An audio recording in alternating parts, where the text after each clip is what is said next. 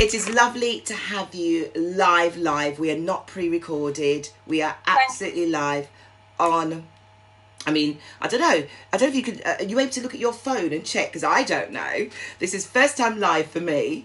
And we could check on our Instagram... not Instagram. Is it Facebook? It should be on my Facebook page. And it should be on Standing on My Truth. I think it's on... should be on... yeah. Oh, wow. So, it should be also on our YouTube page. Yeah. John is checking now and... So, hey, welcome to everyone in Cyberworld. Valerie M here, who's now got her own podcast show, and she's joined by DJ Trinity today. Whoop, whoop! Oh, where's my noise? Thank you for having me. I'm so chuffed of everything you're doing here, Val. I just think it's incredible, and you're so brave for doing this. I mean, I know. I don't know how you've got me to do this. I don't know. You have broken my online virginity, and I am... Breathe. Yeah. I'm okay. Do you remember? Breathe. And it's breathe. I'm going to start with how I know you. I'm going to flip the script to how we spoke about it yesterday. And it was, I've known you for a while, but you know, it's like more of a cyber world, meeting once or twice. You took the massive journey, and when people hear your story, which I'm not going to say anything yet, but to know that you took that massive journey after meeting me once or twice, we stayed in touch, and you came down for my birthday party 2016. We had the most... I was so stressed out that night, but you did that. You made that effort under considerable strain. I was so scared, but your family are amazing. Your best friend is just wonderful, but your cousin and your mum and your auntie, I've never been looked after so much, I think, in my life. Yeah, it's nothing but love in my family, to be fair. My friends, my collection of friends are very loving. They are really, really loving. They were so kind to me, and I loved it. You were fantastic. Thank you. It's gorgeous as ever. I don't know about that. Did you see me earlier? The thing what I'm trying to say though is this: when I met you, it was fleeting. I was doing a gig. We were in this mansion, and it was just a random conversation. We're in the middle of I've come down from my dressing room. I've come into the kitchen bar area, and there you were having a good old we ended up having a good old chat, and in between that talk, where I thought you were pouring drinks when it turns out you don't drink, but I thought you were having a drink. I was having my shoulder. What was it? My shoulder had been. I had a bad back, didn't I? Shoulder. You had a crick neck and That's shoulder. It. That's right. I turned into Mother Hen of like, oh my God, how can she perform like this? Here you go, have this, try this. I have cream. I have this tablet. Would you like this? But the thing is, you had all this stuff in your bag, and I literally was looking at you and going, what the hell is she? What's she walking around with so much drugs? Who walks around with all that stuff? But in the midst of me passing literally a throwaway comment, which was, do you know what I mean? I remember you said, if I seem to be wobbling and falling over, don't worry, I've had an injury. And I remember saying, no, maybe because you've had too much to drink. And you actually don't drink. And that's when you kind of... I bet you thought that moment, what is this crazy girl up to? Well, I'm not going to lie, I didn't think you were crazy, but I just thought, because as I do not speak to anyone. When I do a gig, I don't speak to anyone for the first, literally, at least an hour before the show. Or 2 hours. As it got to about, freestylers now and again I may do, but I have a ritual which I just don't do. So for me to have come down and then, sort of engaged, there was a reason. There was just a reason. And what you said to me was, I have a spinal injury. I broke my back. And I just remember you saying that stuck with me. Yeah. That stuck with me all them years. Was probably the easiest way for me back then to explain anything was to say, I've got a broken back, I've got a bad back. But I never went into it any more than that, which obviously there is a way lot more to it than just that, which you, lady, are now going to worm your way. Well, I tell you what, let's get to know, just before we get into that, introduce yourself. Okay. DJ Trinity. Hi, my name's Kez. I'm originally from the mountains of Mid Wales. I grew up in a quite large family. I have a huge extended family. I'm Welsh and proud. I'm a Celt, and I grew up enjoying nature, riding motocross bikes, my mountain bike all over the mountains. I was in cadets for 4 years. I was part of the Welsh rifle team, which, that was a long time ago, but it's kind of, it was skills that you have for mountain areas.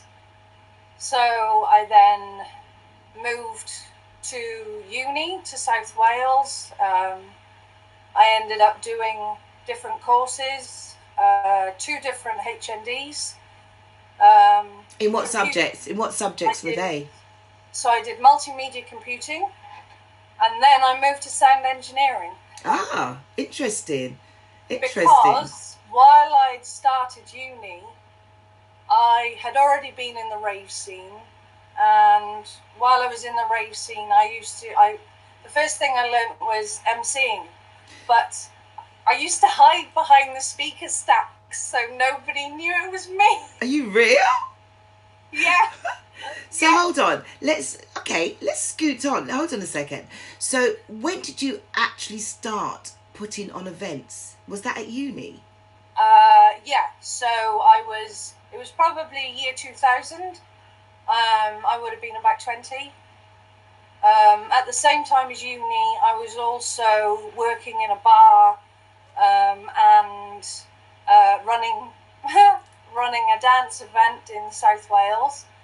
And then from that point, I got picked up by other promotions to play for them and ended up DJing all over the UK.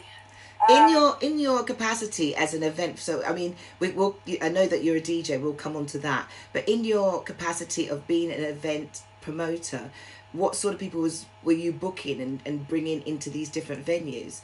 I mean, Wales has got a big nightlife, but it's little pods of areas, isn't it? Yes. So I've gigged there a few times, so I know. But what sort of music, class of events were you putting on? Okay, so when I was involved in the rave scene, obviously that was all underground, mountains, forestries, quarries, that kind of thing, and it was a bit of a free-for-all of different crews getting together. Yeah, but this is how I learned. I was taught how to lug stuff up mountains, climb trees, and put lasers up there. Wow. But then when it came to actually me putting events on, because it was then within a venue, this then became me hiring all sorts of different DJs. I had people like Gareth Cortez, good friend of mine. Wow. Yeah. Obviously, I then started playing for Bionic with Ian Hollyman, Callie, and Callie and Juice, and Brian M. and McBunn. So I played with those guys quite a bit, all around South Wales. Yeah. Did you get to play outside of South Wales? Where did you? So you played everywhere. I know that you have. I just want people to get a brief history of you're not just in a little subdivision district. Yeah. You are out there. I then did Tribe of Frog in Bristol. I've played warehouses in London. I obviously warmed up for you guys. Yeah, the freestylers. Thank you, Robin Wheelins, Kaz Marsh, R.I.P. Rest her soul in peace, lady. yes. But those guys set me up to warm up for you guys at the mansion where I met you. They're great guys. Well, No matter, even though Kaz has passed, great lady. And it's funny because we were supposed to do a gig with her and she died before she could put it on for her birthday. Well, as Robin had come and picked up my record box, obviously I'd seen the record box move and I was up. And there was Kaz running behind me while I was trying to chase Robin. I'm like, where are we going? What's going on? What's happening? And she's there with a knee in my back, strapping up this. Yeah. My giant, it's beautiful, it's handmade, it's a giant spinal corset. So Kaz was running behind me strapping this up, and they threw me on the main stage before you guys. What? Oh my God, I didn't know that. Yeah, so I saw half of you guys actually down in front of me, and I played after Ramjack. Now, I'm usually one that I warm up for the main headliners. Yeah. I should have been before Ramjack, I'm not, it blew me away that they knew not to give me a chance to panic or know what was going on. But so it was... That we're going to come, again, we'll come to why you wore that and why you still wear that. So now you're you're doing events, you're gigging in between. Oh my God, sorry. I really thought you were going to strip then. It's that I'm kind of like lifting myself, but it's the sexy day corset, darling. Listen, I don't want people to think that we are... Okay, stop now. Calm. Right, okay. So, you threw me off track. Okay, let me just get back on track. So, you've done that, you've been gigging. So, here we are. Things are going on great. You've got no problems with mental health. You are on fire. You've got promotions going left, right and centre. You're also DJing and things are building. Then one day, what happened? Oh, one day I was doing my normal weekly swim. I was a bit of a water baby. I could swim like a fish. And I had an injury in a swimming pool. I was persuaded to go down a silly little slide and I hit the bottom with my bum. My legs went up in the air, and what had happened was I had actually crushed down, and 2 discs came, instead of going sideways, they went backwards into my spinal canal, and they squashed 97% and filled 97% of the spinal cavity. So where your spinal cord comes down inside your bones, the cords spread out like a horse's tail. Yeah. Cauda equina syndrome. Yeah. So some of those nerves got cut through completely, which I don't have anymore, and they never regrew, and some of them were just squished and damaged. What that meant for me was that life changed completely. I lost the use of overtime and testing like a Rablat pin. No, I get that, but I want you to go from... I'm going to ask the question. When you had that injury, which you didn't know you had that at the time, you drove home, didn't you? Yeah, I did. Unfortunately, being an ex-health and safety officer, don't have a go at me. That job sent me crazy. Like,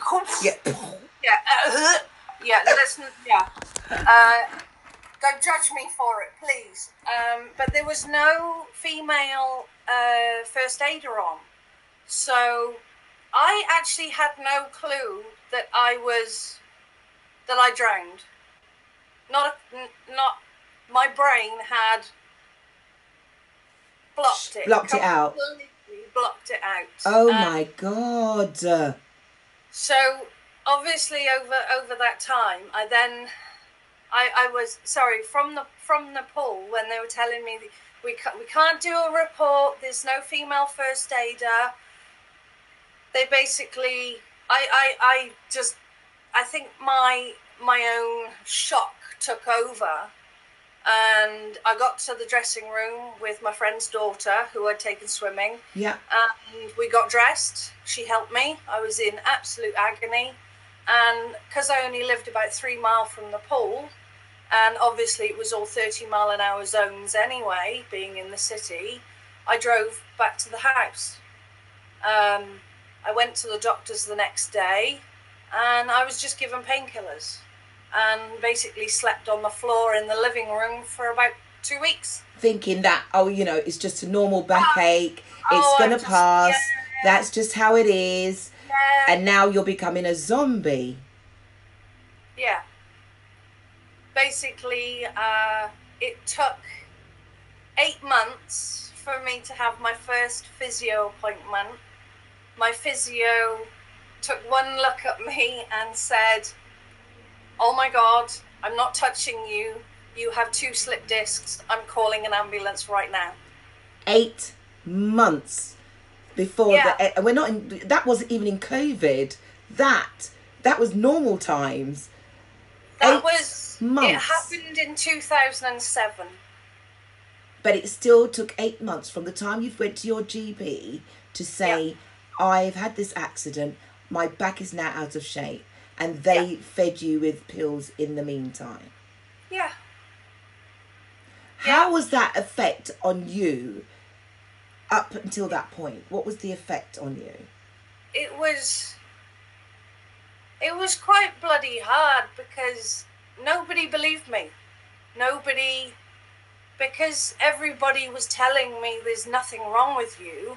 Obviously, when a doctor tells you that, you believe them. So, of course. I carried on. I carried on cooking. I carried on doing washing and getting washing baskets out. But I was kind of like sliding things across the floor, or getting up and down the stairs on my bum.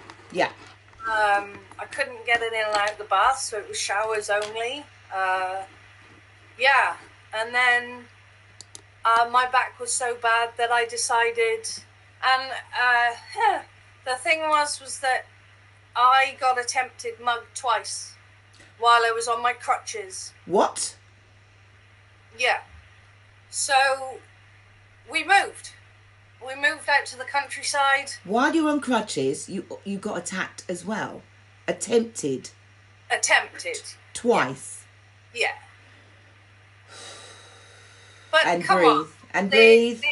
This is your truth. This is your truth. I'm not saying a word. To be honest, Val, at that point in time, I was so fearless that I took the knife off them and put it down the drain. Sorry. I had my crutches. I'm just doing this. Let's just pump up those. Do you know what I mean? I think what was going through my head at the time was, dude, I am in more pain than you can imagine. If you think that pulling that knife on me is gonna give you anything, you are sorely mistaken. Oh my God. That was like, try me. Hello, try me. Yeah. Oh, so you moved because of that. You're now on crutches, and then you see the specialist. The specialist then tells you that, what did this specialist say? I'm not touching you. Where did this specialist send you? Okay, so the physio then sent me to have the x-ray. This was while we were still in the city in Cardiff. And I found out I had 2 slip discs. So I'd seen the osteosurgeon while living in Cardiff, but it had explained that we were moving to a bigger house, flatter, would make life easier for me. He said, that's fine as long as you can come back for surgery. I went back for surgery, and it didn't go so well. In what way? What happened? Well, first of all, my surgery was in 2009. That's 18 months after my injury. That means everything had fused together. That means they had to cut through sinew, bone, and Yeah, and you know the funny thing is, I've actually watched my surgery. Ah, stop it! Yeah. You're too gruesome. But unfortunately, it didn't go well. I was left still in a serious amount of pain and some very strange symptoms that I kept trying to explain to people, and they just weren't listening to me. So in the end, in 2011, I paid to go to Harley Street, the London Spine Clinic, to see Mr. Dan Plev, who is the most awesome, lovely, highest neurosurgeon in the country. He even shared his panini with me and even kicked my boyfriend at the time out of the room because he was a little bit controlling and trying to take over questions when obviously it was about you. At me. So he did full testing. He looked at all of the MRIs. He looked at absolutely everything. I even had pins, electrodes put in my legs again. And this is all after the original operation that you had under the NHS. Yes. So this doctor just said, my obligation to you is this. Yes, you've had 2 slip discs. Yes, you've had this incident. Here's a bag of pills. I'm going to do what I'm obligated to do, which is to go in, do something to make you feel. But then at the end of the day, he then turns around and tells you that, I'm sorry, I've done enough for you. You'll never be the same ever again. You've got it exactly right. That is ridiculous. His exact words to me were, I've fixed your discs, I've fixed your spine, I don't know what else I can do for you. Oh my God. He said, I'm very sorry, but you're probably never likely going to walk again. My response to him, because I was so angry, was, excuse my language, and I won't say it fully, but don't ever tell a little Welsh girl that she's never going to do something. You effing well watch me. And it's taken a long time. And, you know, I've got my trusty wheelchair. Sorry, it's the things that you do. You sort of go like, oh, the things. Here's my wheelchair. Yeah, where's the walking stick? Where's the walking stick? I've been told you got the. She customised her walking stick. It's even UV and reflective. When I'm in a club, they know I'm in a club because they get out my way. I love it. You've got the customised walking stick. What else have you customised? We should be laughing. At least we can laugh at this point. Do you know what I'm saying? After going to the Harley Street, you were left with a bag of pills. A bag of news that I wasn't really expecting. 2 weeks later, I had this massive pages of report from Mr. Dan Plev, and explained that I had quadriquina syndrome and that my nerves were crushed. Can you explain what that is? Okay, so where I'd said that those nerve endings had got squished or cut through, what it means is that you are then left with, imagine, the way I can explain it to people is, what I lost through those nerves was, breathe. Remember what I said? I have lost function of bowel, bladder, lower intestine, kidneys aren't great, immune system is not great, and also I cannot feel my left leg down, from my knee down. So I have to wear corsets. I have to wear this carbon fiber foot leg thing that goes over my leg because, well, there's no point chopping it off. It's still there. I kind of laugh at that. It's just like horrendous. I have to use equipment to use the toilet. And, oh my darling, don't I have such wonderful complexion for a 40-year-old? Oh, you certainly do. Oh, my. So, okay, here's the truth. I basically have to use a pump that gives me a colonic every day. Yeah. Yeah. Laugh. Do it. Laugh. We call it pumpsy. When you sent the message to me and said, I'm going to have to do a pumpsy, I kept thinking, what song's that? So I don't show me. Don't. I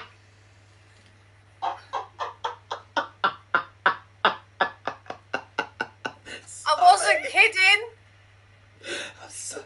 Whoa. Here's my truth. You wanted my truth. I did. But I think I've laughed so hard that I've got tears at the same time. Oh my God. So this, you have to have a colonic irrigation pretty much every day. This, your pumpsy, because of everything that's happened to you. They say in a Jamaican way, they say, I'm going to say it in Jamaican, they say you take bad things and make joke. Meaning that you take bad things and you joke about it, because that is just our coping mechanism. You know, so, I actually know quite a few Jamaicans. Oh, right. So you understood what I was saying. I understand that completely. Yeah. So basically, you know, it's the fact that I know for a fact that it was hard up until even about 2 weeks ago to even discuss all of this. So, you know, whilst I want to say it halfway through, I still commend you for standing in your truth, because people don't get it. They only see the outside. They don't see what's going on the inside. They don't. Nobody sees anything, but I think I've finally realised that that's actually my fault. I refused to show anybody. I moved so that people didn't know. I think we're all guilty of that. I didn't tell my family for a long time, and I didn't ask for help. I refused. I felt like once I'd had that report off of Mr. Plev that I was a burden for the rest of my life. What was your relationship like? At the time, I was not in a loving, caring relationship. It was easier for that person to just kind of leave me on the sofa and keep feeding me my medications. But when I saw Mr. Plev, obviously he then in the report he'd sent all these guidelines and recommendations and everything, which I'd never heard before. This was all new to me. So for the first time, I kind of had a little bit of hope of like, if I do all of this, if I manage every step that he is saying in the guidelines, can I get somewhere in life? Can I?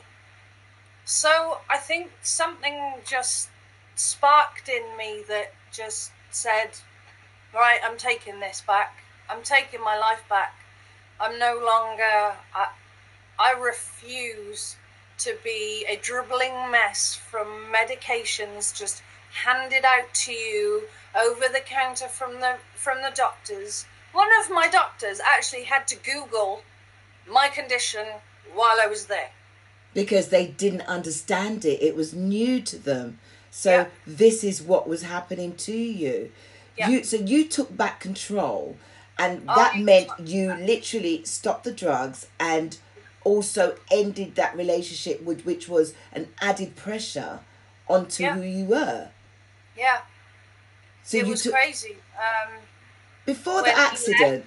When he then left, I became alone, disabled, in quite a big house. So, in all honesty, what I decided to do was, the house was falling down, and I thought, well, so am I. So, if I do physio, and I had some amazing physiotherapists, and obviously I had to learn to walk again. I was on the monkey bars, everything else. But when I had started to maneuver a bit more, I decided, well, the house can help me train, and I'll help it. So I renovated a 150-year-old ex-vicarage. Whilst with a girdle, with a wheelchair, and with a Zimmer frame, as we want to call it, all of this, you inspired your own self through the peer group. Because remember, you're part of a peer group of people who have that syndrome. Yeah. The question I want to ask you is this. I'm an advocate for the awareness of spinal cord injuries. I'm part of the group that is the Cordra Equina help group. And because I've had it since I was 27, there are people that are, and I feel for them, because there are some now that are literally, they've just had their surgery 4 months ago, or maybe they've just found out in the past few days, and they are so scared, they don't know.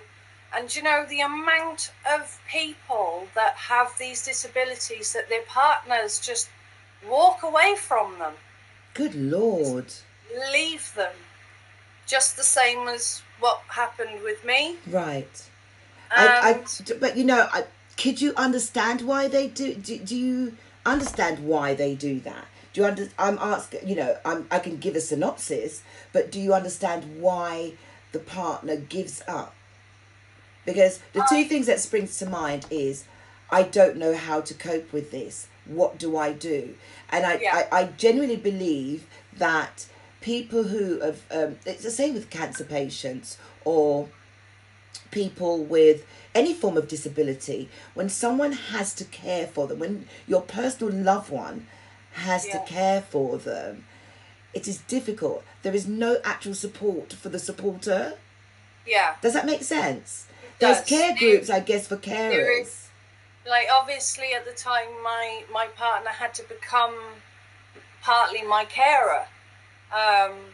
But at that time, we didn't know, and I hadn't been cared for to be able to go to physiotherapy, to go to my new clinics for my bowel and bladder. And it was those clinics that then tested me after I became on my own, because I went to the doctors. I said, I want this dealt with. I want help.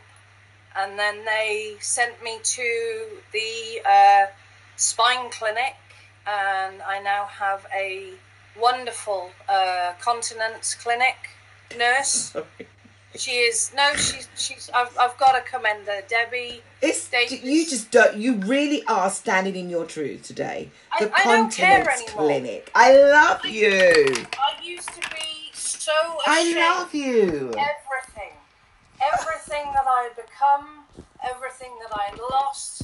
I was scared of the future. I was a bloody mess, Val. And now, I'm not ashamed of who I am. I love it. Yes. You're standing in your truth. Yes. I've got a mental health disorder. Which I'm going to come on to. Bang on in there. All right, just stick a pin in that. Just stick a pin in there. I'm still me. Yeah, stick a pin. Because I'm still in here, I'm still Kez. In here, I'm still Trinity. No one's going to deny you that.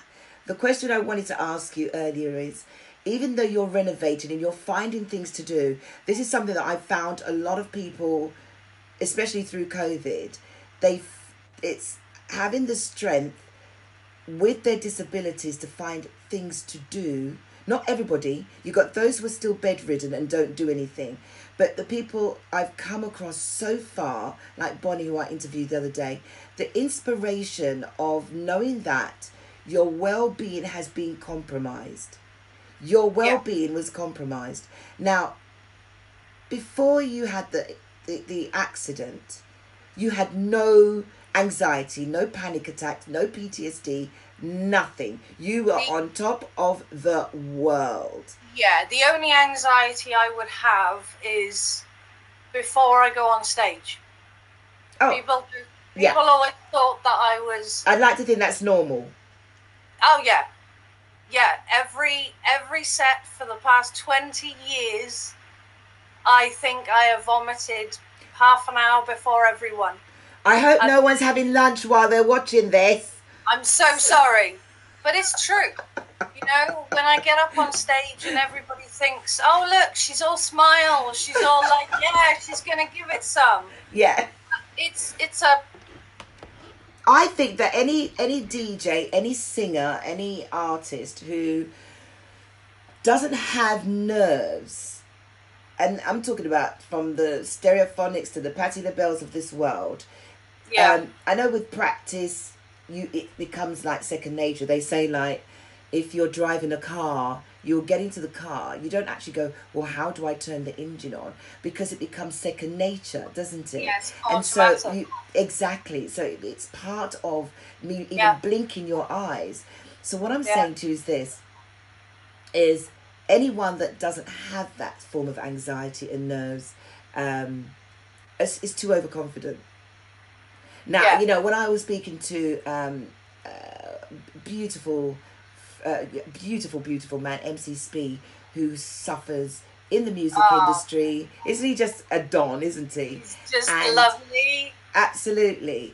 And he, your picture's gone off the screen, and he pretty much said, you know, it took him 45 minutes where he just had to psych himself up to get on the stage. It was just a lot. And so I get the anxiety. But apart from that, you didn't suffer with anything like that. Nope. Until you had the accident. Now, with the accident, on top of all of that, you still DJ'd. I didn't for a while, but then we decided to start putting on an event. This is myself and my ex-partner putting on a drum and bass event. I had changed completely from dance music, trance, techno, all that kind of thing, and then we'd moved to breaks and drum and bass. And Fractal was born. It was once a month in Aberystwyth, our local town, and do you know what? It did okay. What the whole ideal behind it was to get in some of the higher name people that we knew, and that we could book, and add them to lesser known people so that we could build up and give them some confidence and give them somewhere to play from. And you know, because like you said, Wales we have pockets. That's right. You know? That's right. But most of our country is beautiful countryside. That's right. You know, my view here, I'm extremely lucky in that it is green. And the sky is grey. I think anyone that sees where she lives, it is greener than green. It's green. You're in the middle of green. Nowhere. Yeah. Do you know what I mean? But like people have said to me, why do you live there? If you've been a DJ and you've played all over the place, why do you live there? And my answer is exactly because of that. I've lived in different cities. I've lived in... But what has that got to do with them? That's your solace. That's what you want. Exactly. I think people's idealist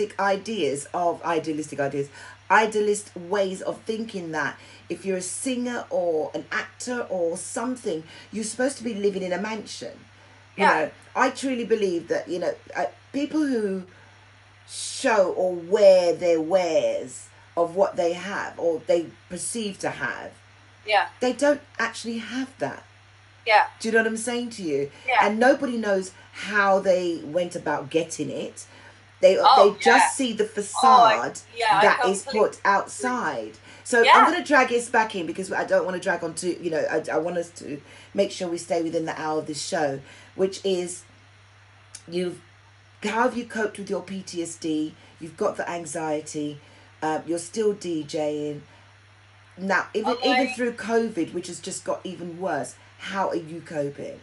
Well, once I then part ways with the chap I was with at the time, I suddenly realised that there was something wrong here.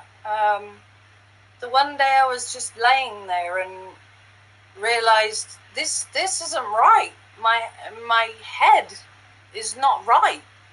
I went to the doctors. I explained what was going on. I had... I basically demanded help so that I didn't have to take any more medication. I refused. They offered me 3 different types of antidepressants or whatever nasty ass tablets they were. Why do they always think that's the answer? This is it, and that's what annoys me. They think that that's the answer. Yeah, and it's not. That is really not the answer at all. Because there's natural ways of dealing with depression and anxiety. Do you know what I mean? And panic attacks. But some doctors are so lazy. And I'm sorry, you know, I have to call you guys out, standing in my truth. You know, because I've been through a grieving process. So not to take away anything, I'm just saying I have been in that. The reason why I can discuss this subject is because every individual, there is a different process. And Absolutely. I do believe that any of the techniques that you are taught obviously have to be individual to yourself, but you can transpire those to help other people. Music, for me, so I was then sent to a psychology unit. I felt a bit, look, she's going to a shrink. So the first 2 I didn't click with. We didn't get on. I was, and I'm allowed to say that, I was truthful. So I'd spoken to them both and they said, hold on a minute. So lucky for me, along came their boss, who decided to take on my challenge. And here you are. 3.5 years I was with her.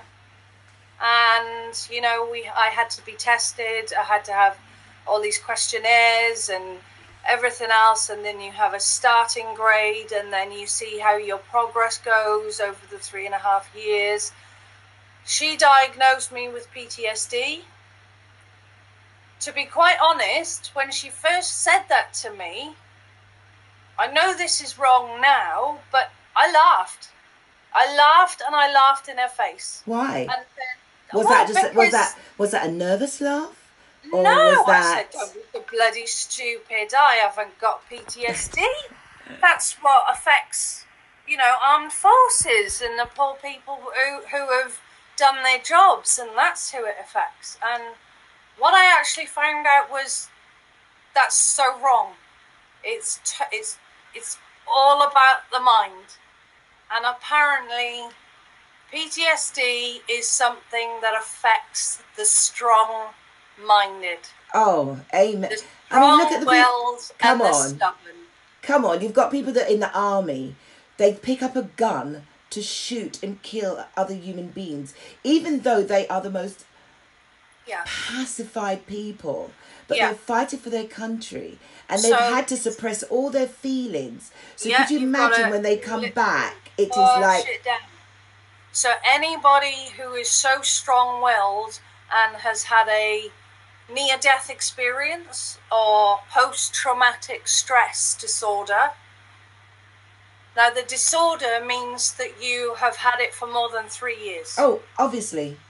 So PTS is something that you post-traumatic. have from 0 to 3. Yeah. That's right. PTSD.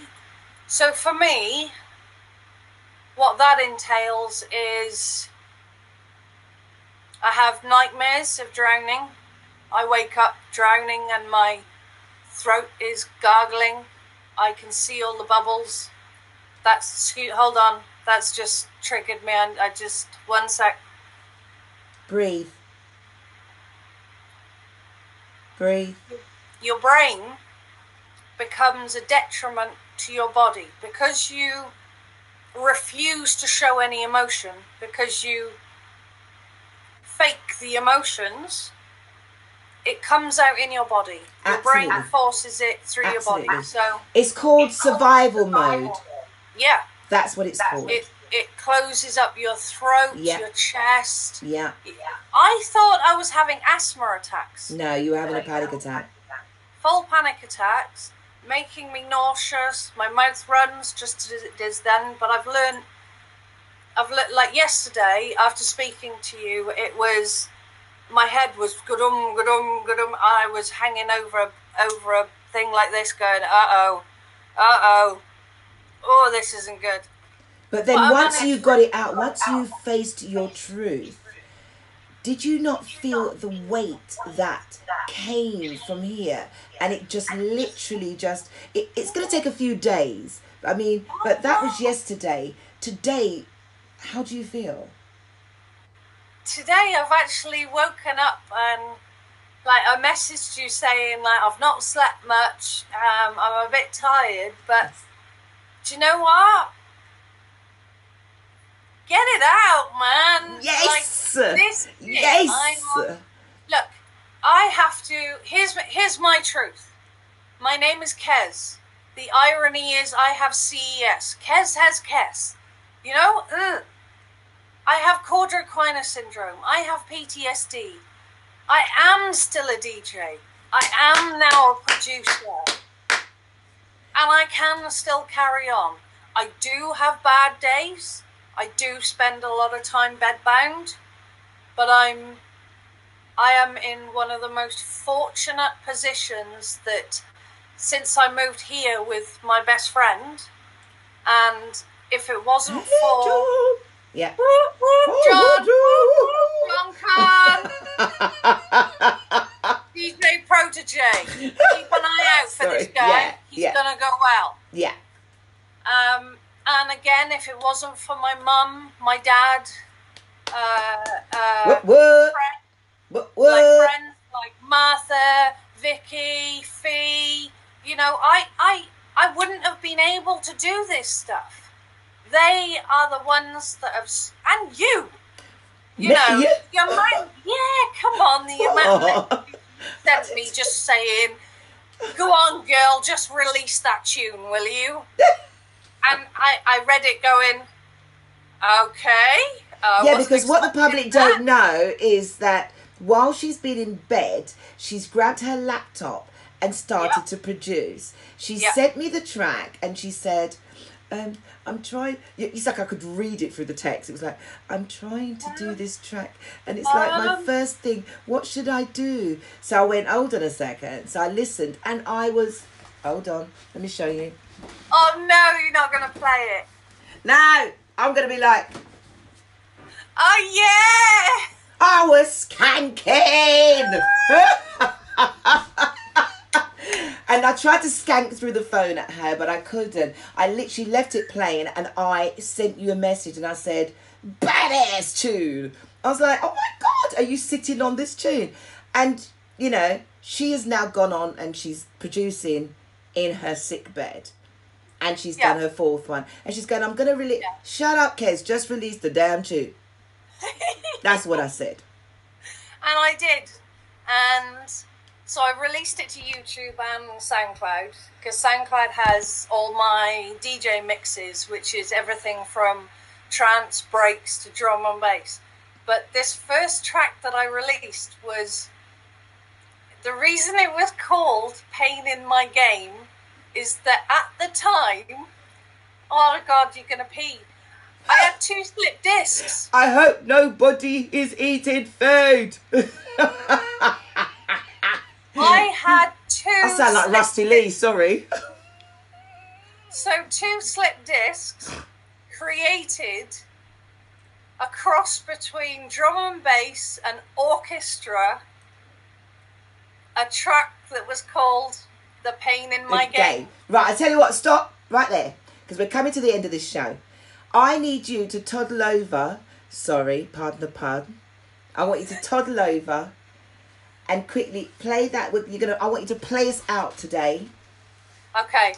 I know it's going to take a while, so I know you just take your time, walk over while I'm still talking. Do you know what I mean?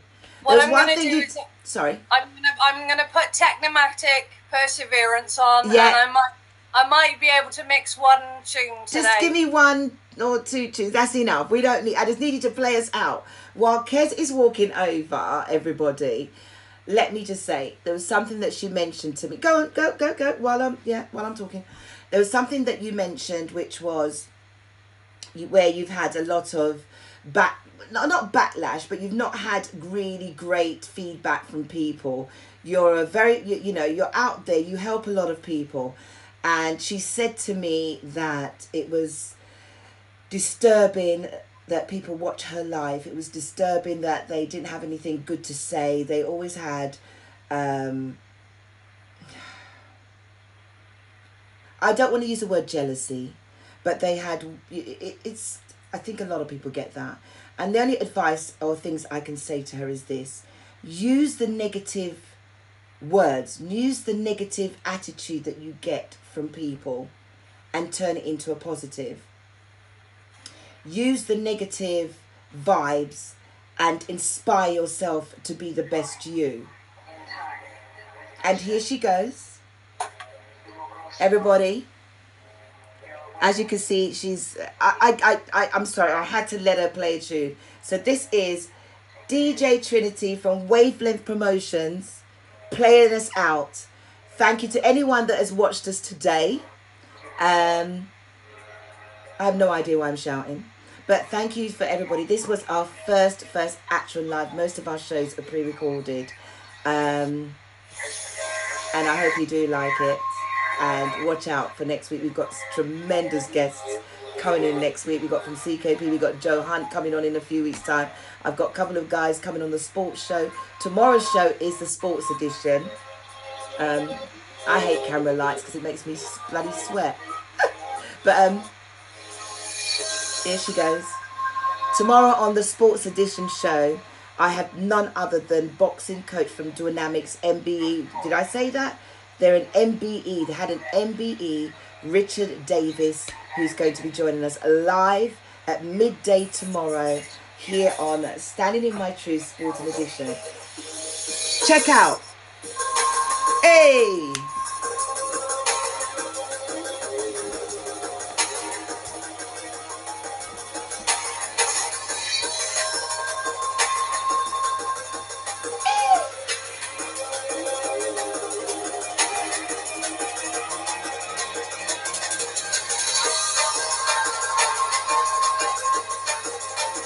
Have a great Friday.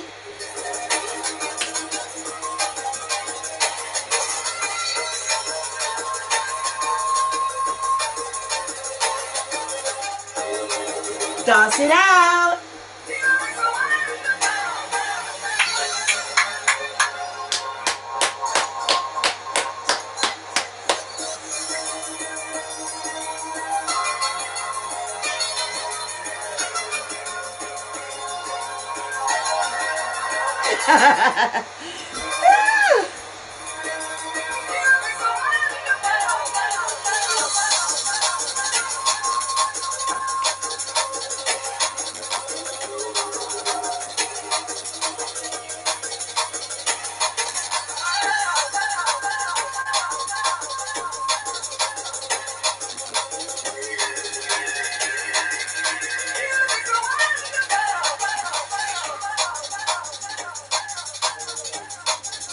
Bye, everybody. See you tomorrow. Why am I shouting? I think because I can hear the music. Thanks, Kaz.